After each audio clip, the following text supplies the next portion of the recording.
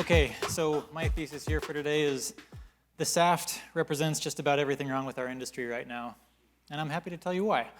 But first, I'd like to tell you guys a little story about cars. Historically, regulation hasn't been on the supportive side of disruptive technologies because it has tended towards the incremental. But we're going to look at the combustion engine, which, like Bitcoin, pretty much obviated a whole lot of operating assumptions which came before it. So in 1865, self-propelled vehicles were kind of just becoming a thing in the UK, and regulation responded with the red flag traffic laws. In a nutshell, these laws fully embraced the new potential by stating that a human, on foot, must precede every motor vehicle by 60 feet, waving a large red warning flag. Makes complete sense.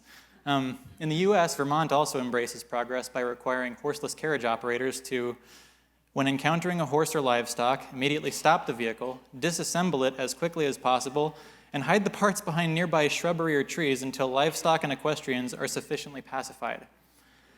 Spoiler, all these laws were repealed by the late 1890s, but it's easy to imagine a world where a supportive regulatory environment failed to develop for this industry. In that world, automakers waste years. They optimize designs to meet obtuse guidelines that are set forth by people who had probably never driven a car. And according to the Vermont spec, you should be building cars that are optimized to come apart the quickest. That doesn't seem like it's the best for passenger safety. Anyways, when regulation is a dominant design constraint for an emerging technology, in the best case, you wind up with trade-offs that make it harder to use and difficult to understand. In the worst case, we make things more dangerous for people and we kill innovation in particular jurisdictions. When dealing with the networks that are going to underpin our next round of global infrastructure, this seems like a really poor option. You see, when regulation constrains invention, you're going to be continuously confronted with absurdities. Let's take the bit license as an example.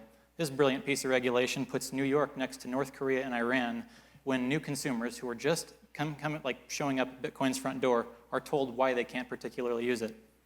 Anyways, this is what we have today. I watch team after team on a weekly basis bend over backwards asking themselves, how do we avoid becoming a security, fearful of some legally uncertain territory? But what if it is a security?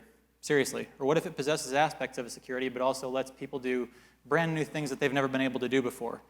In truth, anyways, the entire industry exists in this uncertain territory. But basically, we're in an echo chamber that most of the world has yet to embrace for a number of good reasons.